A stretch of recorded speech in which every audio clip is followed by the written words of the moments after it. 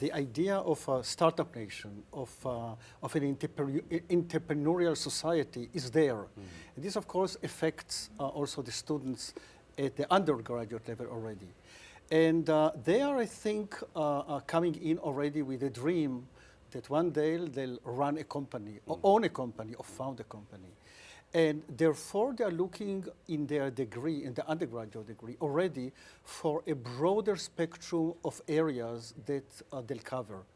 All kind of combinations between what before used to be boxed disciplines, and they are trying to break these walls between the boxes.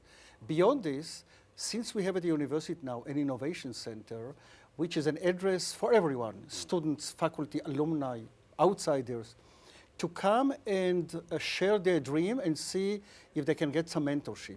So the number of students who approach this center is growing. So overall, I would say that the culture that started about 15 years ago, that is now known as the Startup Nation, continues and even spreads, I would say, beyond the traditional startups. There are also other startups, you know, simple applications. There are social startups, which are relatively new. So all this is continuing. Give us an example of that. Yes, for instance, there is a lady who created an application that can help patients with heart problems connect quickly to their doctors. Something which is not on the high end of a piece of equipment, but it's I would say on a social basic level, which is very nice. So you said that people are unboxing their disciplines or approaches. Yes. What's the result of that? The result of that is a more, I would say, rich education to the students. You know, in my days, I studied physics and studied math. Later on, I wanted to move to broaden in my research, so I had to, complement in chemistry. Students today come already with interesting combinations. You can have music and physics. You can have archaeology and materials, because they have this vision that they get from what's happening around, that a good archaeologist need to know something about materials for dating, not to depend on. So this is broadening, I would say, quite nicely, and we encourage it very much from the top of the management of the university. Right. Are you seeing potential for collaborations? I know you've been visiting India. You are sort of working with some universities, or you have interacted with them. Any opportunities that you see more stronger? Look, the world is getting more and more global. The network is being spread. Historically, Israel has looked west, because all our education is within Israel and then United States and Europe. For the last, I would say, 5-7 years, at least at my university, we put as a strategy to look east, which means mainly China and India. And as we met already, so you know that I'm visiting here not very often, but twice a year. And yes, I would say that this direction is new, but there is a lot of interest on both sides. And we are talking about exchange of students. We are talking about collaboration among researchers. And we are talking also about interaction with industry.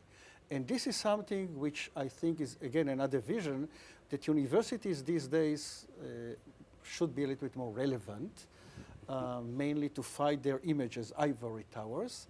And here in India, actually was our big success in tying up with Tata Industries. And Tata showed interest.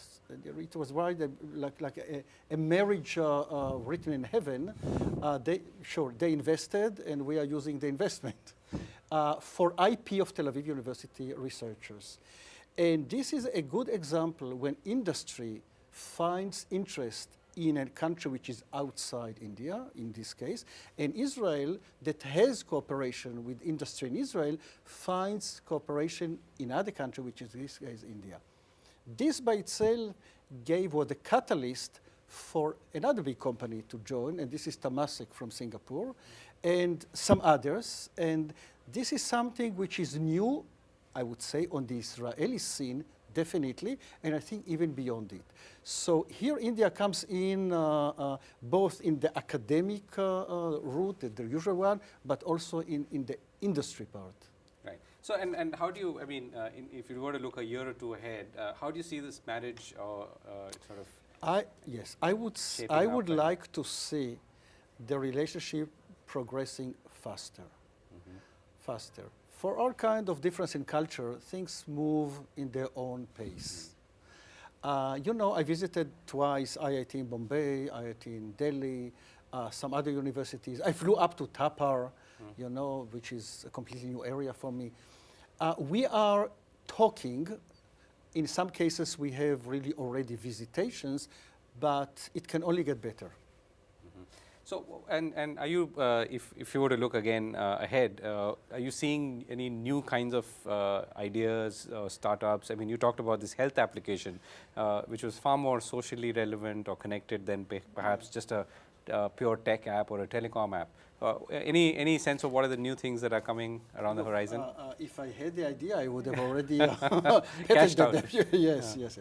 Look, you don't have to be afraid that there won't be ideas. Yeah. It's like a spring that you know gives permanent water. Spring. Yes, and the minute that students get into it, this is endless. You know, let me quickly tell you about another thing that we have, and this is what we called biomed tech.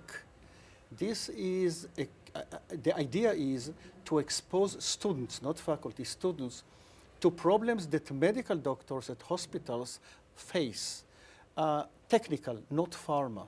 So they come with some question, you know, I have some catheter which is not stable. This is a trivial example, I know. And they expose it to the students, and the student brainstorm and try to get some solutions. And you have to see the excitement of the students.